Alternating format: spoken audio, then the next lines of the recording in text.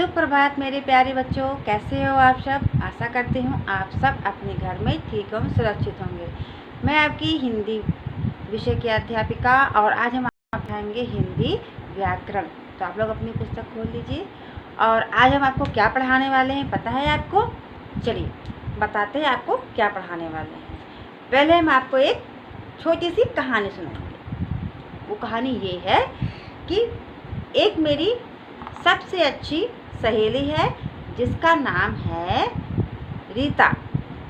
रीता मेरी सबसे अच्छी सहेली है और उसकी आंखें नीले रंग की है और वो मेरी बहुत ही अच्छी सहेली है और उसकी जो बाल हैं वो रेशम की तरह मुलायम हैं और वह हमेशा लाल रंग का फ्रॉक पहनती है और उसकी जो आवाज़ है वो भी बहुत सुरीली है।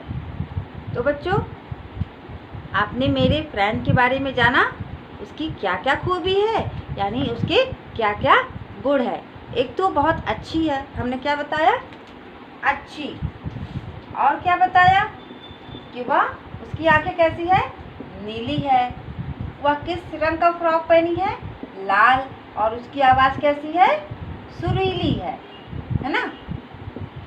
हमने इतनी सारी बातें आपको अपनी सहेली के बारे में बताया।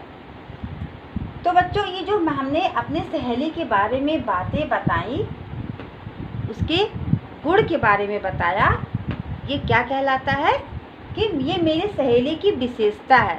क्या है? विशेषता है। ठीक है। और बच्चों, जो शब्द संज्ञा अथवा सर्वनाम शब्दों की विशेषता बताते हैं उन्हें हम क्या कहते हैं? विशेषण कहते हैं।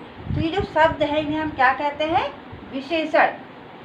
क्योंकि ये शब्द संज्ञा या सर्वनाम, संज्ञा यानी कि जो मेरी सहेली है रीता नाम है वो संज्ञा हो गई, और उस संज्ञा या सर्वनाम अगर मैं कहती वह एक अच्छी लड़की है तो सर्वनाम हो जाता है ना। तो संज्ञा और सर्वनाम के शब्दों की विशेषता बताते उन्हें हम क्या कहते हैं? विशेषण कहते हैं। और आज का हमारा जो टॉपिक है वो है विशेषण, और इंग्लिश में इसे कहते हैं एडजेक्टिव। समझ में आया बच्चों हमारा टॉपिक आज का क्या है? तो आज हम पढ़ेंगे विशेषण, और इसकी परिभाषा अभी हमने आपको बताया कि जो शब्द संज्ञा अथवा सर्वनाम शब्दों की विशेषता बताते हैं उन्हें हम विशेषण कहते हैं। जैसे अच्छी, नीली, लाल, या ठंडा, मीठा, बिरंगे, अच्छे इत्यादि। आप जानते हैं विशेष्य किसे कहते हैं? ये तो हो गया विशेषण। क्या हो गया? विशेषण।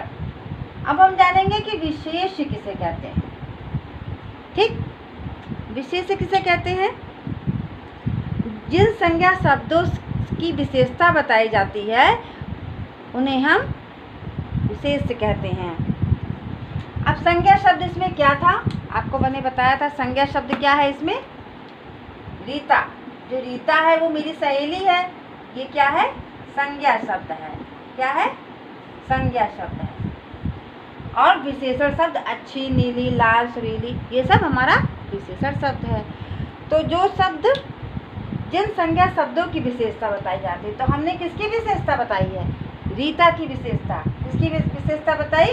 रीता की। तो ये हो गया हमारा विशेष्य, यानी कि जिसकी विशेषता बताई जाए वो विशेष है और जिसके बारे में बताया जाए वो विशेष हो गया। और जिस संज्ञा अथवा सर्वनाम शब्दों की जो विशेषता बताते हैं कि वो कैसी है, अच्छी है या बुरी है, वो हमारा विशेषण कहलाता है। ठीक, एक उदाहरण से आपको हम एक और उदाहरण के द्वारा समझाते हैं। जैसे आइसक्रीम ठंडी है। आइसक्रीम ठंडी है। ठीक, ठंडी है, या चाय गरम है, कुछ भी दे सकते हैं। अब इसमें देखिएगा, इसमें विशेषण क्या है?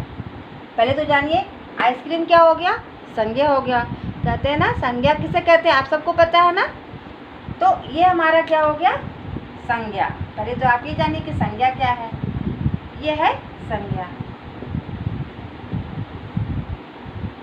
और ये क्या है? ठंडी है। आइसक्रीम कैसी है? ठंडी है। तो हमने संज्ञा की विशेषता क्या बताई कि ये ठंडी है, तो ये हमारा हो गया विशेषण। क्या हो गया? विशेषण। और किसके बारे में बताया हमने कि ये ठंडी है? आइसक्रीम के बारे में बताया ना, जिसके बारे में हम बात कर रहे हैं, आइसक्रीम के बारे में बताया मैंने कि आइसक्रीम कैसी है? ठंडी है। तो ठंडी हमारा विशेषण हो गया, और जिसके बारे में हमने बात की वो हमारा हो गया विशेष्य। क्या हो गया? विशेष्य। ठीक, समझ में आया बच्चों? बहुत ही सरल है। जिसके बारे में बात की जाती है वो हमारा विशेष है, और जिसके बारे में जो बात की जाती है वो हमारा विशेषण हो जाता है। ठीक है, अब आगे बढ़ते हैं। विशेषण के 4 भेद होते हैं। कौन कौन से? एक होता है गुणवाचक विशेषण, संख्यावाचक विशेषण, परिमाणवाचक विशेषण और सार्वनामिक वाचक विशेषण। सार्वनामिक विशेषण पहले हम देखते हैं। गुणवाचक विशेषण किसे कहते हैं? गुणवाचक विशेषण की परिभाषा जानते हैं पहले। तो गुणवाचक विशेषण जो विशेषण शब्द, संज्ञा या सर्वनाम के गुण, दोष या अवस्था के विषय में बताते हैं उन्हें हम क्या कहते हैं? गुणवाचक विशेषण। जैसे किसी का आकार कैसा है, रंग कैसा है, वो उसका स्वभाव कैसा है, जहाँ हमें इस सब की जानकारी मिलती है वहाँ पे गुणवाचक। उदाहरण के तौर पर जैसे कोयल मीठा गीत गाती है। कोयल हमारा संज्ञा हो गया, है ना।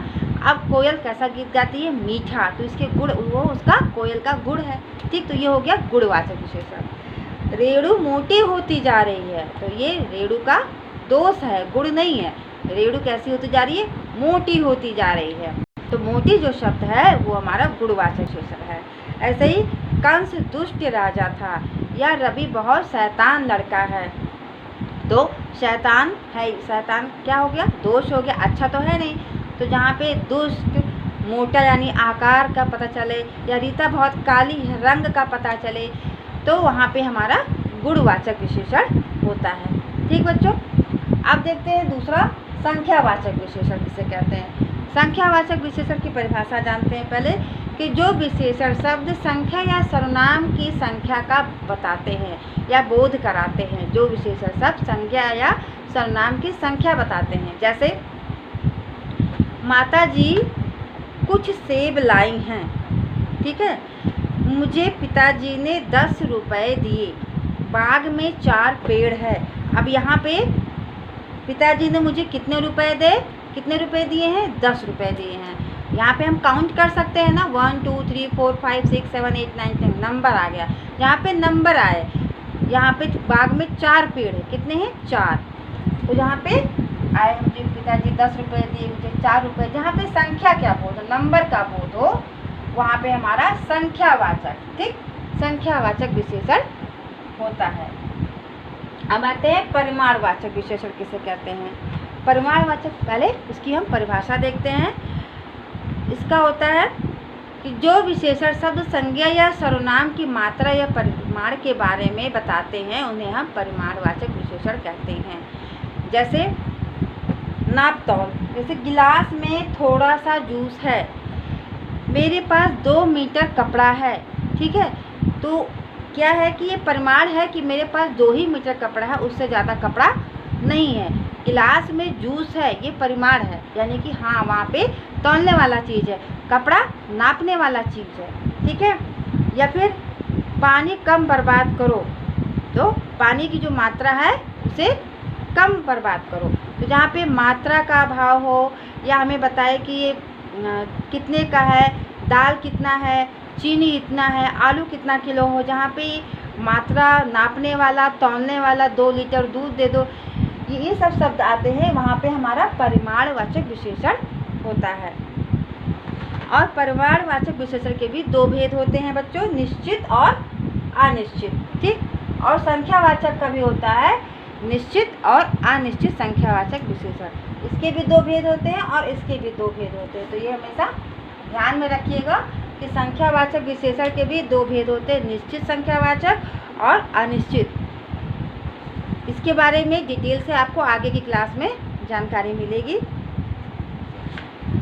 और बच्चों अब आते हैं सार्वनामिक विशेषण के बारे में। लास्ट है ये आपका सार्वनामिक विशेषण किसे कहते हैं।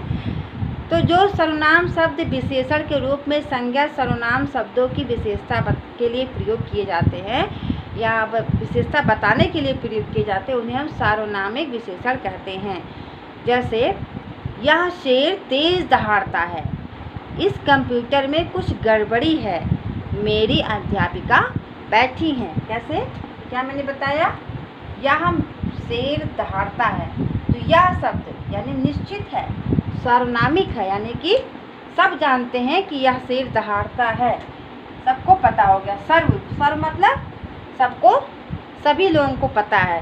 यही शेर दहाड़ता है, यही मेरी अध्यापिका बैठी हैं, यह मेरा कंप्यूटर है, वह मेरा सामान है, वे सब आज दिल्ली जाएंगे। जहाँ पे सर्वनाम शब्दों का बोध यह, मैं, तुम, मेरा निश्चित होते हैं, वहाँ पे सार्वनामिक विशेषण होता है। तो आशा करती हूँ समझ में आया होगा। और कुछ सार्वनामिक विशेषण शब्द है, जैसे वह नौकर, उसकी घड़ी, ऐसा घर, यहाँ पे संज्ञा नहीं होगा, जो सर्वनाम शब्द विशेषण के रूप में आते हैं। ठीक है, सर्वनाम शब्द विशेषण के रूप में संज्ञा या सर्वनाम की विशेषता बताते हैं, और यह हमेशा आगे लगता है।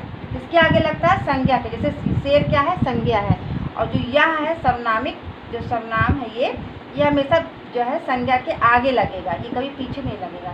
शेर यह नहीं होगा, तो आप समझ जाइएगा कि ये सार्वनामिक विशेषण है। सर्वनाम पढ़े हैं ना, सर्वनाम से सार्वनामिक विशेषण, और संज्ञा तो आप जान ही रहे हैं। तो बच्चों, उम्मीद करती हूँ आपको ये वीडियो अच्छे से समझ में आ गया होगा। विशेषण, विशेष्य और विशेषण के 4 भेद होते हैं। कौन कौन से, गुणवाचक विशेषण, संख्यावाचक, परिमाण और सार्वनामिक विशेषण। ठीक है, एक बार आप भी अपने पुस्तक का अच्छे से अध्ययन करिएगा तो और अच्छे से आपको समझ में आएगा, और इसके बाद आगे का जो है इसका अभ्यास है उसको हम आपको अगले वीडियो में बताएंगे। तो आज के लिए इतना ही, मिलते हैं अगले वीडियो में, तब तक के लिए धन्यवाद।